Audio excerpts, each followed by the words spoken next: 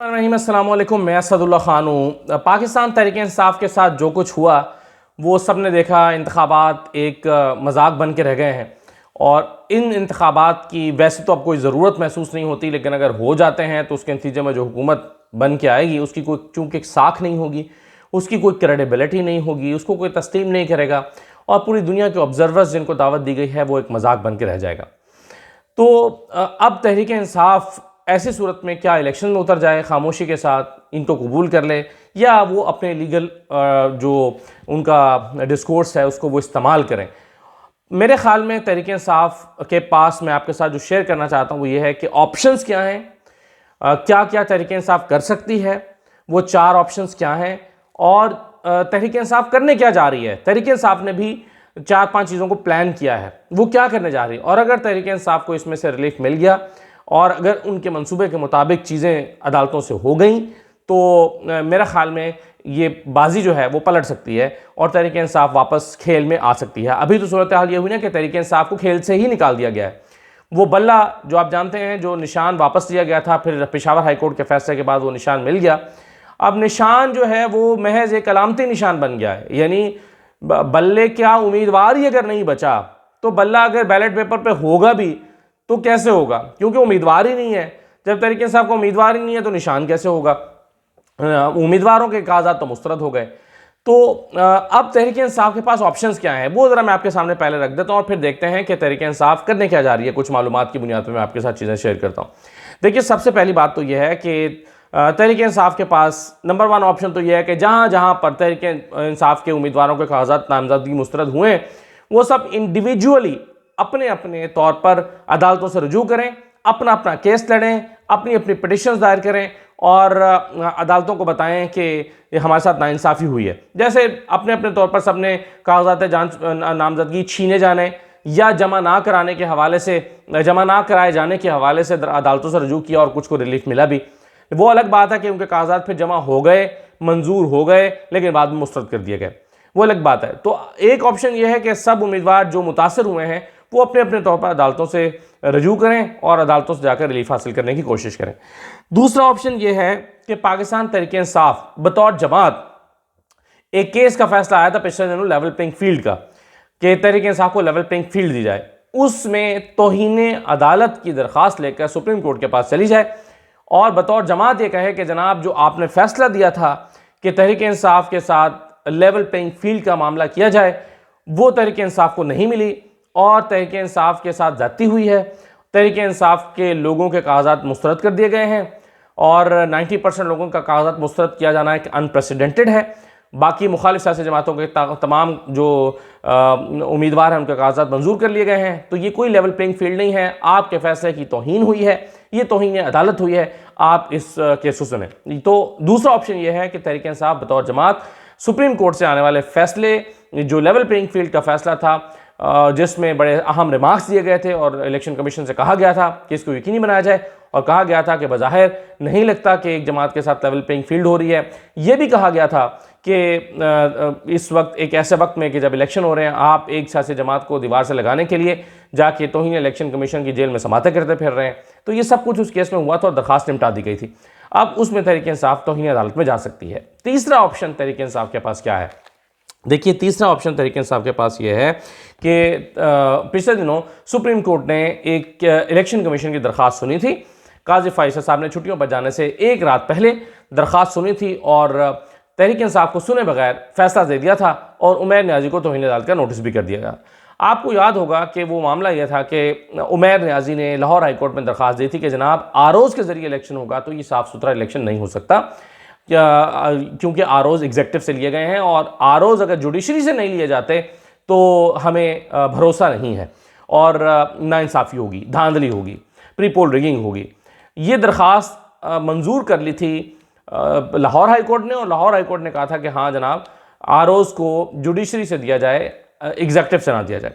लेकिन ये मामला सुप्रीम कोर्ट के पास पहुंचा तो काजी फाइसर साहब ने इस पर काफ़ी सजनिश की तहरीक इंसाफ की और यह तासुर दिया, बल्कि रिमार्क्स दिए कि शायद तहरीक इंसाफ जो इलेक्शंस हैं उसको मुलतवी कराने की साजिश कर रही है और बार बार ये कहा कि कौन है जिसको ये हिम्मत हुई सुप्रीम कोर्ट के फैसले के खिलाफ जाने की, ये कौन है उमैर न्याजी, ये कैसे इलेक्शन को मुलतवी कराने की कोशिश की जा रही है। आज साबित हुआ कि उमैर न्याजी ठीक कह रहे थे। चीफ जस्टिस ने तहरीक इंसाफ को ना सुनकर गलती की। तहरीक इंसाफ को का मौक़िफ़ सुन लेना चाहिए था। उस वक्त मिसाल यूसुफजई रोस्टम पर खड़ी हुई तो चीफ जस्टिस ने उनको झाड़ दिया और कहा कि आप हैं कौन, आपको जुर्रत कैसे हुई, और तहरीक इंसाफ को सुने बगैर फैसला लिखवा दिया गया।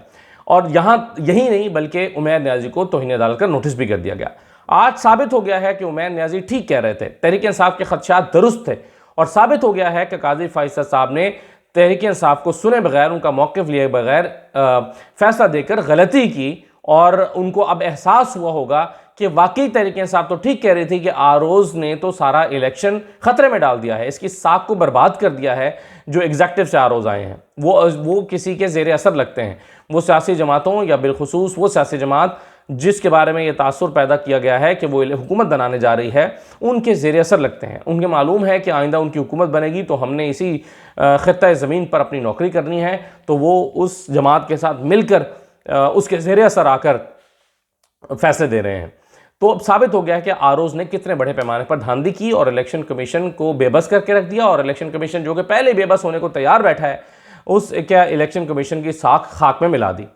तो अब तीसरा ऑप्शन तहरीक इंसाफ के पास ये है कि तहरीक इंसाफ उमैर न्याजी को जो नोटिस किया गया है उसमें ये सारा मामला खोल कर रखे और कहे कि जनाब हमारा नोटिस गलत है तौहीन अदालत का, हमने तौहीन अदालत नहीं की बल्कि उल्टा इलेक्शन कमीशन ने तौहीन अदालत की है, और हमारा मौक़िफ़ तो दुरुस्त था, हमारे खदशात तो दुरुस्त थे। तो ये मौक़िफ़ जो है वो रखा जा सकता है उमैर न्याजी की दरख्वास्त में भी। और चौथा ऑप्शन ये हो सकता है कि पाकिस्तान तहरीक इंसाफ एक फ़्रेश एप्लीकेशन तैयार करे, सुप्रीम कोर्ट के पास जाए, तमाम शवाहिद सामने रखे और बताए कि हमारे साथ क्या हुआ है। ये चार ऑप्शन तहरीक इंसाफ के हैं। अब तहरीक इंसाफ इनमें से क्या करने जा रही है, और इन ऑप्शंस, ये जो लीगल ऑप्शन है इसके अलावा भी काम करने जा रही है तहरीक इंसाफ, यानी लीगल ऑप्शंस में से तो दो रास्ते वो इख्तियार करेगी, लेकिन उसके अलावा भी एक तहरीक इंसाफ ऐसा काम करने जा रही है जो मेरा ख्याल है कि इलेक्शन कमीशन को मजबूर कर देगा कि वो अपने इन तमाम चीज़ों पर नज़रसानी करे। वो क्या है? देखिए, एक तो तहरीक इंसाफ करने ये जा रही है कि सुप्रीम कोर्ट से रजू करेगी, और सुप्रीम कोर्ट से रजू करके तमाम डेटा सामने रखेगी। बहुत सारे हलकों में देखिए कागजात नामजदगी मुस्तरद क्यों हैं। कागजात नामजदगी बेशतर हलकों में इसलिए मुस्तरद हुए हैं कि जी उनका तायद कुनिंदा और तजवीज़ कुनिंदा जो है वो मौके पर पहुंचा नहीं। अब तो तायद कुनिंदा और तजवीज़ कुनिंदा चूंकि आरओ ऑफिस नहीं पहुंचा, कागजात मुस्तरद हो गए, लेकिन वो पहुंचा क्यों नहीं, उसका वीडियो एविडेंस तहरीक इंसाफ के पास मौजूद है कि आरओ ऑफिस के बाहर से लोगों को उठा लिया गया और उनको आरओ ऑफिस पहुंचने नहीं दिया गया। जब आरओ ऑफिस के बाहर से कुछ ऐसे अफराद जिन्होंने मुंह पे मास्क लगा रखे हैं या फिर पुलिस की यूनिफॉर्म में मलबूस अफराद उठाकर ले जाते हैं और आरओ ऑफिस नहीं पहुंचने देते मुकर्रर तारीख पर, और आरओ ऑफिस में ये होता है कि कागजात नामजदगी मुस्तरद कर दिए जाते हैं, तो ये एक केस बनता है तहरीक इंसाफ का कि वो वीडियो एविडेंस सारे इकट्ठे करें और सारे वीडियो एविडेंस, ये तमाम तकरीबन मुस्तरद होने वाले बेशतर हलकों में ये वीडियो एविडेंस मौजूद है, और वो वीडियो एविडेंस सुप्रीम कोर्ट के पास वीडियोस दी जाएं। और तहरीक इंसाफ करने ये जा रही है कि यूएसबी में तमाम डेटा सुप्रीम कोर्ट को देगी और कहेगी कि जनाब आपसे दरख्वास्त है कि आप इन वीडियोस को अदालत में चला कर देखिए, और अदालत जो है वो उन वीडियोस को प्ले करेगी और पता चल जाएगा कि तायद कुनिंदा और तजवीज़ कुनिंदा क्यों नहीं पहुंच सके। और इसके अलावा कागजात नामजदगी मुस्तरद करने के लिए जो जवाब पेश किए गए हैं और जिस तरह से लोगों को एमपीओज़ के ऑर्डर जारी किए गए हैं, जिस तरह से शाह महमूद कुरैशी के साथ हुआ, उनकी अहलिया और उनकी बेटी के साथ हुआ, जिस तरह से रिहाना डार के घर पर हुआ, मेरा ख्याल है ये तमाम चीज़ें वीडियो एविडेंस के तौर पर सुप्रीम कोर्ट में जमा कराकर एक दरख्वास्त तहरीक इंसाफ देने जा रही है। और अगर सुप्रीम कोर्ट, ये मुमकिन नहीं होगा, या तो सुप्रीम कोर्ट के पास दो ही रास्ते हैं, या सुप्रीम कोर्ट इस दरख्वास्त को सुने ही ना, और अगर वो दरख्वास्त को सुन लेगी और वीडियोज़ चल जाएंगी तो फिर ये हो नहीं सकता कि वो इस सारे मामले को रिवर्स ना करे और कहे कि कागजात नामजदगी जो है उसकी जांच पड़ताल का अमल दोबारा किया जाए। ये मुमकिन नहीं है कि सुप्रीम कोर्ट ये कह दे कि जनाब अब तो जो हो गया सो हो गया, चलिए इलेक्शन कराइए। ये सुप्रीम कोर्ट नहीं कह सकती। सुप्रीम कोर्ट ने से पहले ही गलती सरजद हुई है, काजी फैसल साहब से पहले ही गलती सरजद हुई है। छुट्टियों पर जाने से पहले जल्दबाजी में उन्होंने तहरीक इंसाफ को सुने बगैर एक फैसला दिया और उसके तबाहकुन असरात मुरतब हुए हैं। इलेक्शन की साख पर तबाहकुन असरात मुरतब हुए।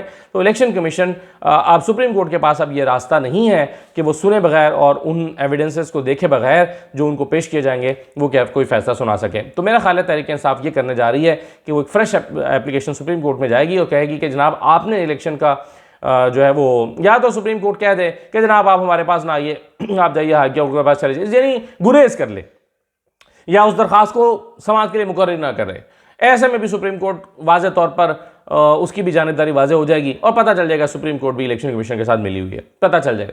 लेकिन अगर सुप्रीम कोर्ट इस दरख्वास्त को सुनती है तो फिर उसके लिए ये मुमकिन नहीं है कि आंखों देखा हाल देखने के बाद भी वो कहे कि जी जो कुछ हुआ है वो ठीक हुआ है।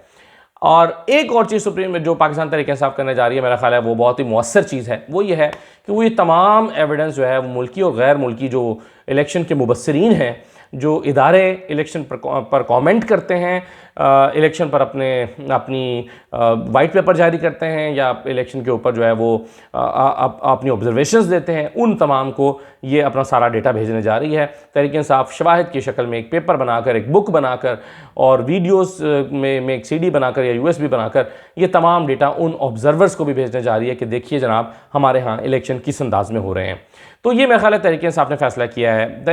यानी तहरीक इंसाफ ने कल के जो कुछ हुआ, जिस तरह से कागजात नामजदगी मुस्तरद हुए हैं, यानी कोई बचा ही नहीं है। आप गिनतियों पे गिन सकते हैं कि कौन बचा है। 3 से 4 नाम सामने आता है जिनके कागजात मंजूर हुए हैं तहरीक इंसाफ के प्रोमिनेंट लोगों के, वरना सनम जावेद तक के तो कागजात मुस्तरद कर दिए, नईम हैदर पंजोता के कागजात तो मुस्तरद कर दिए। ऐसे ऐसे लोग जो पहली मरतबा इलेक्शन लड़ रहे थे उनसे भी खौफ का शिकार होकर कि ये भी नहीं जीत सकते, रेहाना डार से ख्वाजा आसिफ खौफ का शिकार हो गए, उनकी बेटी और बहू से खौफ का शिकार हो गए कि ये जो है वो कवरिंग कैंडिडेट के भी मुस्तरद कर दिए गए कागजात ताकि कवरिंग कैंडिडेट भी खड़ा ना हो। तो आप सोचिए ना कि नून लीग ऐसे इलेक्शन में कैसे उतर सकती है जिसमें उनको पता है कि जी हमारे मुखालिफिन के सबके हाथ पांव बांध कर हमें जिताया जा रहा है। उनकी तो अपनी सियासी गैरत को कबूल नहीं होना चाहिए था नून लीग की, और उनको कहना चाहिए कि जनाब हम एक सियासी जमात है, हम सियासी मैदान में मुकाबला करके आएंगे।